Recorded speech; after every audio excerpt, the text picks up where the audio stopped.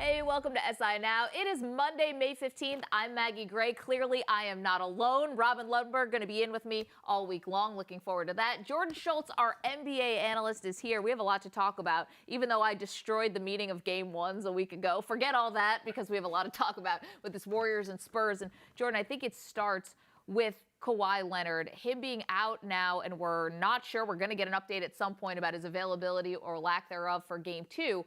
But when it comes to Zaza Pachulia's play on Kawhi, was it dirty? Yeah. It doesn't warrant suspension. Yes and yes. I thought it was really dirty. You're taught from a really young age, Maggie, not to go under or through a shooter. You got to give him landing space. And injuries happen. This was a really intentful and purposeful play by Zaza. NBA, there you go. See on Twitter right there.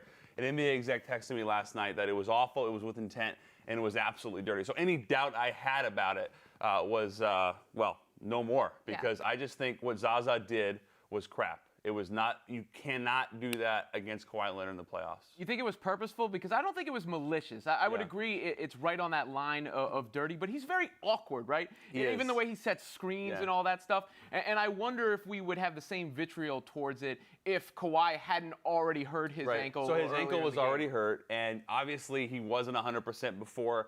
You have to wonder how much that played in. When I've looked at it 100 times, different angles, when I really look at it, I see a guy, a 7-footer, who, yes, he's not the most nimble, but he's a relatively coordinated guy. He is awkward. I saw him extend with his foot and then extend a little bit more, got in his landing space, and as a result, Kawhi Leonard, we don't know what's going to happen with him now. Couldn't you make the argument, though, that it's so tough for a guy at his size to go out and close out on Kawhi Leonard, that he's just doing everything he can to take away the space? You definitely could. And, you know, people have said that. For me, I just look at it like it's perfect timing for Zaza, who's always been a guy that's been physical. He's been a hard-nosed guy. Draymond Green said it last night. He has to make up for it because he's not a great athlete. Yes, you could say that he didn't do it on purpose, but when I really look at it, I see a guy that, for me, maliciously tried, I'm not going to say to injure him, but at least get in his airspace, not allow him to land, and therefore I think he should be suspended, because you can't do that in the playoffs, and you cannot do it against Kawhi Leonard. It's just not, you can't do it in the NBA. I'm going to defer to the people who played basketball and experts like the GM that you talked to, but to me, it didn't look like anything except for just an awkward play. And you already had, of course, this injury, so that makes it even more exacerbated. But Kawhi himself said he didn't think it was dirty. Now, is that just him not trying to stir the pot, or is he really think that this just happens in the game? I think it's the former. I think he's trying not to stir the pot. He's got an MRI this morning. We'll learn a lot more. But as we'll talk about, I'm sure, they're not the same team, obviously, without Kawhi Leonard. He's a class guy. He's one of the few superstars I think that's really well-liked by everybody. There's not a lot of bad things you'll hear about Kawhi Leonard. And for Zaza after to say, oh, I didn't mean to do it, I was just trying to be competitive, that's him saying the right thing, and then Kawhi saying, I agree. That's also him saying Is the series over if Kawhi Leonard is not 100%?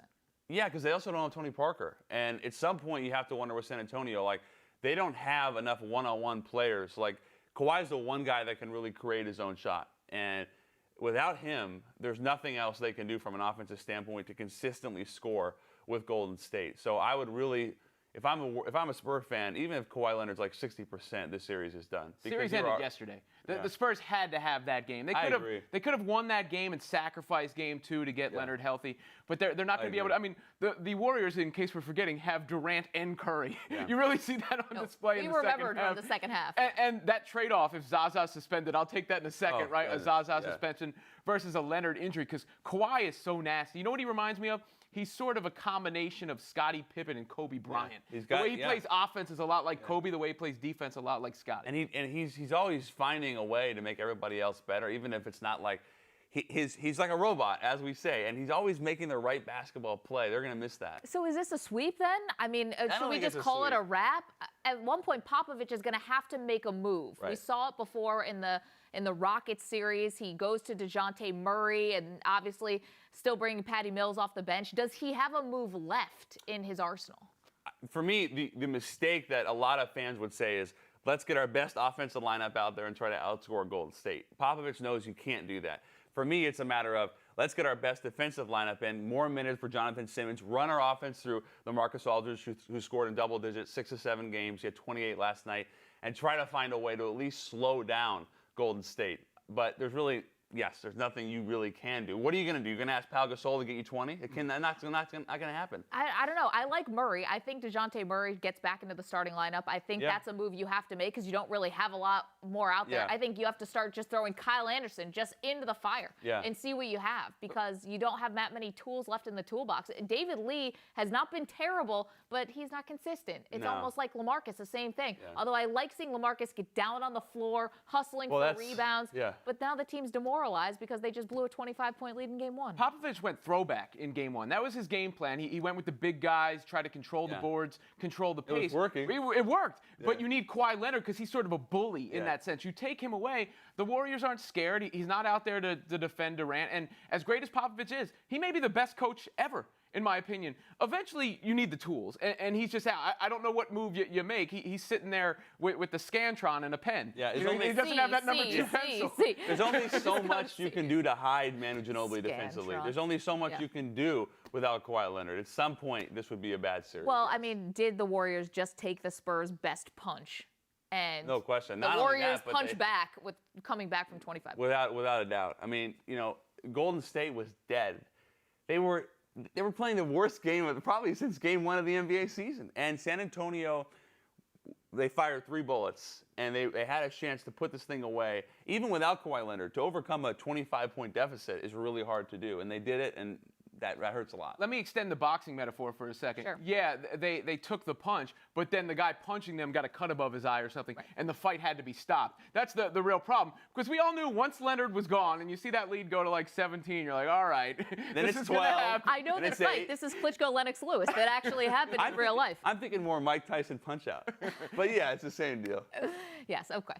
We should turn to the Eastern Conference because we've basically decided that the Warriors and Spurs is going to be over. You guys think what? In 4 games, 5 games? Gentlemen's sweep, 5 games. Gentlemen's sweep. Yeah, that's fair. Well, tonight we get a game 7, of course. Celtics and the Wizards. Yes. First, let's start with just who wins. Jordan, I know where you fall and where your allegiance is in this game. We were just talking about all these Washington, D.C. schools. I'm sticking with the Wiz. I think Washington is ready to play a fantastic road game. Remember, they blew game 1 and 2. They had opportunities. They were destroyed in game 5. Now they start fresh. They go into Boston.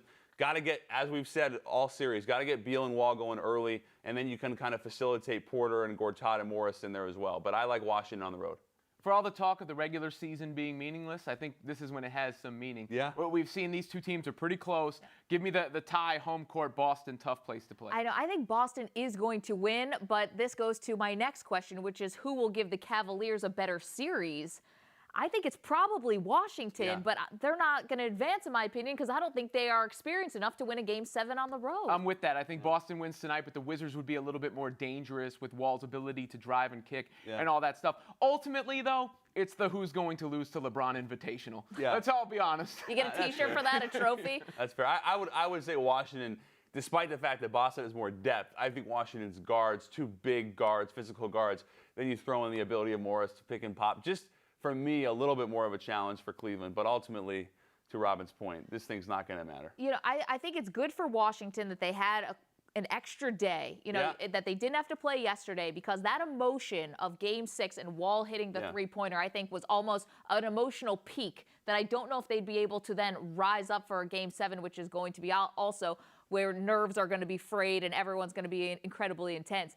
The fact that things were able to settle might help Washington just a little bit, because I don't know if Bradley Beal and Otto Porter necessarily play better when things are at a fever pitch. No. I'm not sure that brings out the best of them like it does in Wall. I was just going to say, the only guy that's consistently shown the ability to rise under pressure is John Wall. Beal has struggled a lot in this series.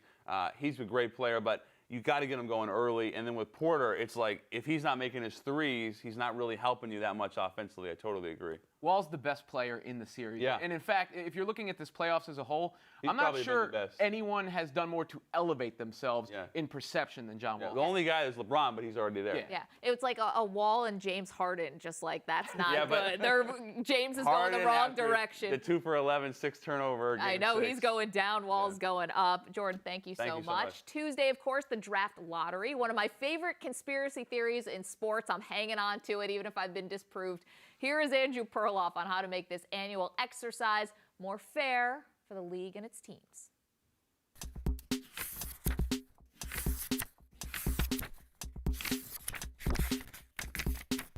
Until we get to the finals, the most dramatic moment of the NBA postseason will be this Tuesday's NBA draft lottery. And that's just sad. The NBA owners voted down reform to their lottery in 2014. Then we all sort of gave up. Now we have multiple teams tanking and playoff rounds that nobody cares about. I can fix both problems. Here's how. I want 20 teams with the same chance at landing the top pick. We're going to flatten the odds so the team with the worst record's right there with the 19 teams above it. You're going to kill tanking, and you're actually going to fight super teams in one move. Let me explain. Right now, the worst team has a 25% chance of getting the top spot and can fall no lower than 4. The tank is in, and it's embarrassing. Look at the Suns. They sat Eric Bledsoe and pulled the plug on the season. Or the Lakers, trading super sub Lou Williams in midseason and then sitting their veterans. And the Sixers. Well, you all know what the Sixers are doing. They're the Sixers.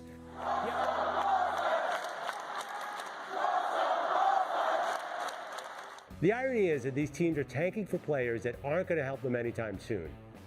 In the latest SI.com mock draft, there isn't a single player over 20 years old in the top 10. These young guys, who are talented but by no means ready to lead a team to a title, hit free agency after 4 years anyway. So the lottery teams are basically paying for their NBA apprenticeship. Wax on, wax off. The Suns are already too young. In March, they set a league record for the youngest starting lineup in history. Do they really need another teenager on the roster? Now I know what you're going to say. What are these bad teams going to do if they don't get a top pick? Why not they try something old-fashioned, like strategically building a winner with smart draft picks and effective free agent acquisitions? Now I know small markets will complain, but look at the Warriors. They need a top 5 pick to build the best team in NBA history. Notice I said 20 teams have a shot at the top pick. You're probably saying, wait, Perloff, your math's all wrong. Only 14 teams miss the playoffs. Yeah, what's up with that? Listen, my math is sound. Put the bottom 3 playoff seeds in each conference in there as well. That way everyone is gunning for the postseason. You're going to see no mid-level tanking at all. We ran some simulations, and in this one, the Bucks snagged the top pick, and the Thunder were at number 4. Imagine adding Markelle Fultz to pair with the Greek Freak, or maybe Josh Jackson falls to the Thunder with Russell Westbrook. There is no perfect solution. There's never going to be NFL-style parity in the NBA. But the slightest scent of anti-competitiveness, that's the worst thing that can happen to a league. And right now, the NBA is dousing it. Time for a serious change.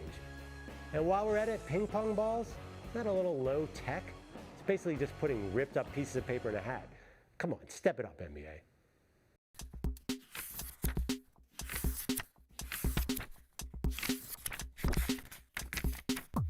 To this day, I feel like there's a cloud, a pall over the whole country in a paranoid, surreal sort of way. It's got nothing to do with the Democrats losing the election. It's got to do with the way one individual conducts himself, and that's it's embarrassing.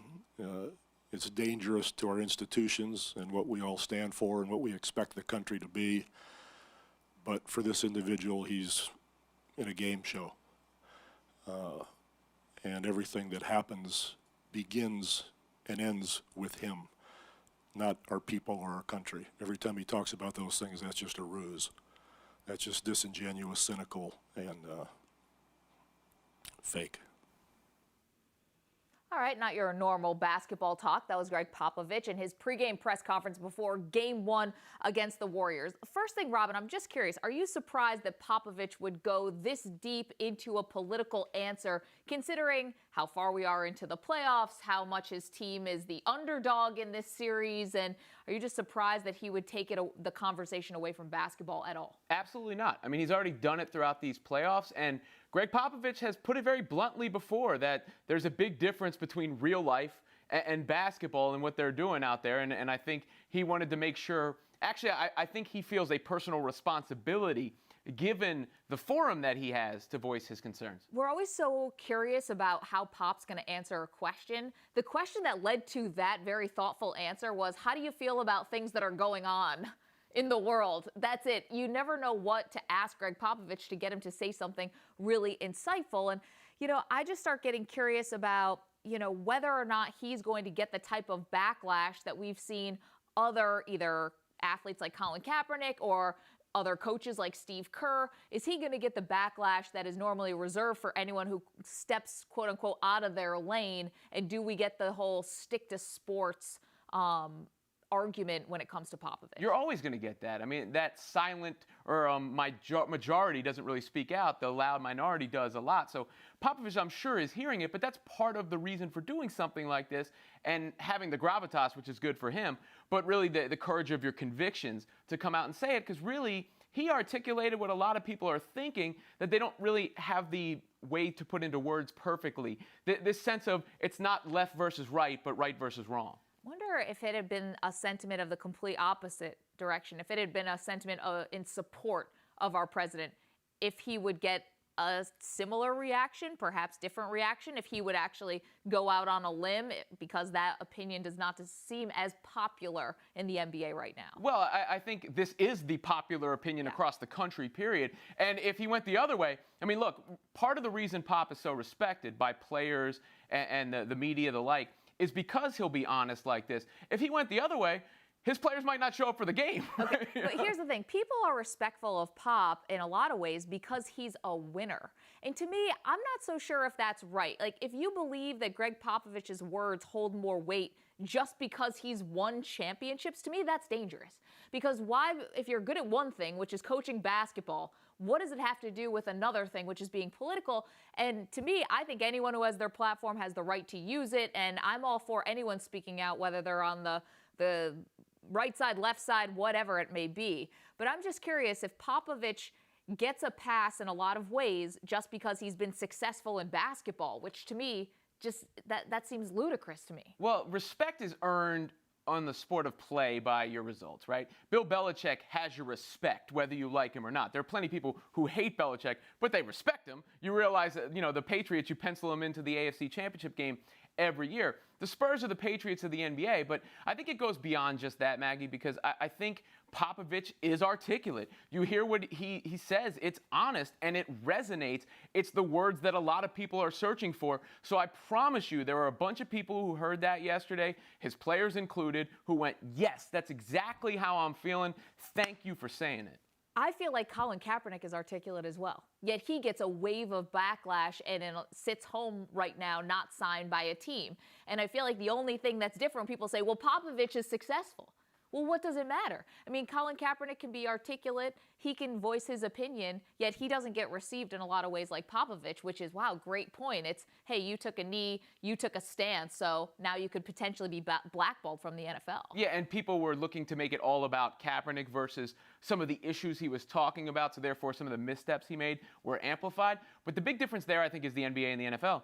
The NFL has a different demographic. It's composed differently internally, and then externally they're much more safe about the way they approach things. They really don't say anything, while the NBA is a lot more progressive in that way, and the audience is different. So to the audience Popovich was speaking, this really resonated. And I think Popovich was earnest. He was speaking for himself, not to gain anything, not so that we're talking about him, but he was saying what he thought needed to be said. I don't know about that. He knows his power. I think that Popovich definitely understands that he doesn't have to answer that. He never answers anything. He answered a question that was, how do you feel about things going on? This is a little more calculated move than I think you're giving him credit for. No, I'm not saying it wasn't calculated. Yeah. I do believe it was calculated. But I think it's calculated in the sense that he thinks he's doing what's right, not to get credit for Greg Popovich. What's the Spider-Man moral? With great power comes great responsibility. I think that's Popovich using it here. Wait, was it Spider-Man who first said that? Well, Uncle Ben said that to Spider-Man. That was the whole, I think we'll have to go back through history. I think maybe someone a little bit bigger said that. Shakespeare, maybe? I don't know. We'll have to go dig out our encyclopedias. Of course, political commentary. Not the only thing that happened in sports this weekend. Here's a look at who was hot and who was not. Hot or not, Spieth and Leonard lose, Miocic comes through, and good old number 2. Jordan Spieth had himself another subpar, or should we say way above par day, at the Players' Championship, shooting a 75 on Friday and missing the cut for the second straight year. Kawhi Leonard was on his way to hot, leading the Spurs to 26 points in 24 minutes, but twisted his ankle and left the game. Without Leonard on the floor, the Warriors came back from a 25-point deficit to take Game 1 of the Western Conference Finals. Stipe Miocic defended his heavyweight title at UFC 211, TKOing Junior Dos Santos. This tied the heavyweight title defense record of 2, but can the big man get the elusive three-peat? Derek Jeter took his spot among Yankees legends, having his number retired and monument dedicated in Monument Park. The captain is the only MLB player to play 20 or more seasons without experiencing a losing season. Yeah, Cheats. This is one of those special days that you'll never forget. And, when you have this dream of playing baseball and playing for the Yankees, having your number retired is never part of it. So this is all icing on the cake for me. All right, that was Derek Jeter. A perfect day for the perfect baseball player who had a perfect career. But, Robin, is Jeter still the face of baseball? Yeah, I think so. I don't think any individual resonates the way he does, even though his career is over. Look at the celebration yesterday, and if you're telling me, close your eyes and picture baseball, to me, the face is still Derek Jeter because no one else has claimed it. Mike Trout's the best player, but he's not the biggest personality. Bryce Harper is the closest to that combination, but I don't think he's touched the feels the way Jeter has. Well, maybe Bryce Harper hasn't had the postseason success that Jeter has, although if you look at Jeter's individual numbers, I mean, it wasn't until later on in his career, sort of the middle of his career, that he started getting incredibly successful in the postseason. All these clutch memories that we have of him. When you look at the numbers, okay, we can give Bryce Harper a little bit of time to maybe mature into a great postseason player. But to me right now, Bryce Harper is absolutely the face of baseball. He's just different than Jeter. First of all, he's already got two very quotable things. That's a clown question, bro, and let's make baseball fun again. I think that he's taken the mantle, not from Jeter so much, but I think he has emerged as a guy who speaks for the league in a lot of ways, or could speak for the league in a lot of ways. And I think he's the one who gets quoted when there's a big baseball story. I think his opinion matters in baseball. I think that makes him the face. Well, Jeter is the only player in baseball history to play 20-plus years and never be on a losing team. So he was so prominent for so long. I think Bryce Harper is the best personality to get there, but I don't think he's had the platform yet because he's never had that extended success. Yeah, I mean, they haven't won a series in the postseason yet at all, so Washington Nationals obviously have a lot of catching up to do. But do you think baseball, I mean, in some ways, you look at what happened with Jeter on Sunday, this pomp and circumstance, and he deserves all of it. He absolutely does. I'm not one of those Jeter's overrated people. But does baseball in a way need to stop looking for a new face? Is it actually more about the team? You mentioned Jeter's postseason success. That was Jeter. That was a phenomenal dynasty for the Yankees. Is that what baseball is missing? You watch a ceremony, right, and you always think about it, whether the Yankees are referenced in song, Frank Sinatra, Jay-Z, so on and so forth, or the hallowed grounds of Yankee Stadium. And look, here is Mickey Mantle and Joe DiMaggio. To me, the Yankees... Bob Shepard impression? The Yankees are to baseball as Tiger Woods is to golf. Because not only do they have such a large fan base, but they have the most haters. They have the most people who will actively root against them, will feel a way about them. I mean, the Heat for the NBA were so successful right after LeBron went there, in large part for that reason, without the heritage of the Yankees. So I think that combination of things, if baseball really wants to get back, yeah, the Cubs were a lightning in a bottle moment, a beautiful story, but the Yankees are the thing that never goes away as long as they are the Yankees and not this team they've been mediocre for the last however many years. Yeah, the one thing I would say that maybe poke a little hole in the Tiger Woods comparison, because it is a good comparison, but I don't think that maybe the Yankees, maybe they did they spawn like a whole generation of youngsters who then wanted to play baseball to be like Jeter? We know Matt Harvey wanted to be like Jeter. He's failing miserably at that. But did like Tiger Woods, every young golfer, if you ask them, why did you get into golf? They'll directly say it's because of Tiger Woods. I don't know if baseball has that same reverence for the Yankees. Yeah, maybe not with participation. As far as the apparel, the Yankee hat and all the Yankee stuff still goes the most. All the jerseys, no names on the back of the jersey, and all that stuff. Baseball is still extremely successful regionally because in order to be interested in a baseball game, you have to have a rooting interest. So people follow their teams. But the Yankees put them on a national stage. And that's what I think is missing, the national appeal that the Yankees bring. And I think the Cubs had it last year. For sure. But the Cubs don't have the alternate side, which is, unless you're a Cardinals fan, do you hate the Cubs? Can anyone hate the Cubs? I mean, I think that they could be lovable. I think that people were outside of Cleveland and like I said, St. Louis, people were rooting for them last year. But I don't think they have the flip side. They're not the evil empire. You know, they're still the lovable losers, even though they're the World Series. What they have to do is become sort of quasi-dynastic. Yeah. If they do that for a run of several years, of course, people are going to hate them, and they'll be like, I'm tired of hearing about the Cubs. But last year, you know, going against the Cubs, it really, you know, you're one of these people who just wants to watch the world burn if the Cubs were to lose. I feel like quasi-dynastic is something that would come up in the Wu name generator. Quasi. The quasi-dynasty, son, Shaolin. Shaolin. All right, let's turn to something a little bit fun. Ashton and Brienne Eaton are what we would call a power couple. They may be retired, but the former Olympians, they still got it. They stopped by the SI offices to participate in our own Olympics, the Office Olympics. Here's a look at the nail-biter competition that we had right here in our office.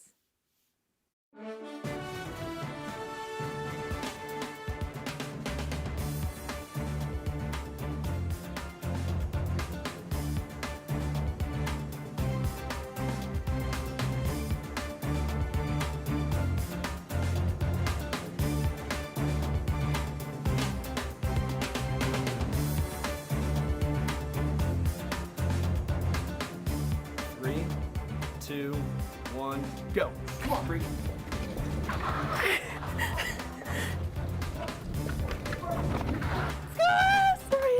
6.51 seconds. 6.51. Push so hard that the chair can fall backwards. Where'd you start? Like this? Oh, man. 3, 2, 1, go.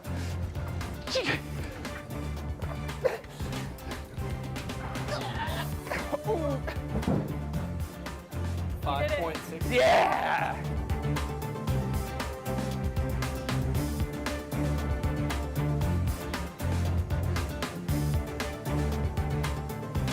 Now you can close. You're gonna miss this one. You were aiming way over there. That was easy. That was so easy. If you just line it up on this line. If you just line it up on this line.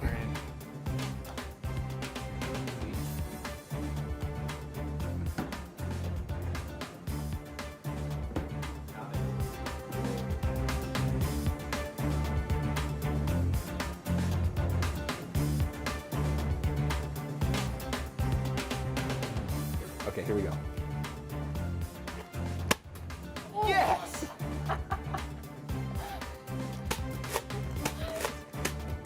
Yeah! You gotta aim higher, Brian. You're not even close. I can see it. Higher. Oh, dang it.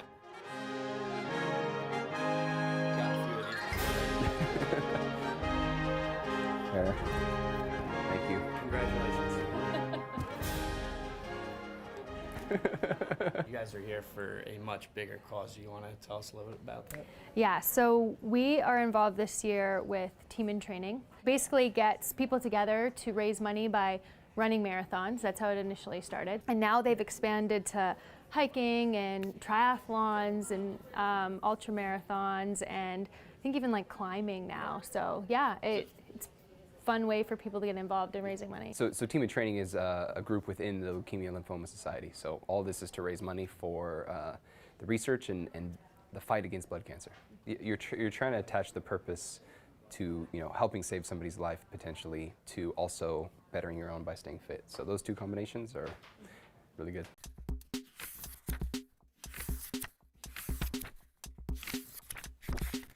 Something a little bit different, some Olympians. Shout out to Steve, who was our referee, who's also in our ear for this show. Okay, we figured it out. With great power comes great responsibility was Franklin Delano Roosevelt. So you were wrong. It's not Spider-Man, and I was wrong. It's not Shakespeare. I'm sticking with Uncle Ben Parker. That's what he told him. It was his dying words to Peter Parker. I'm sticking with that. That looked like fun, by the way. We should do that after the show, but no giving me any Zaza action.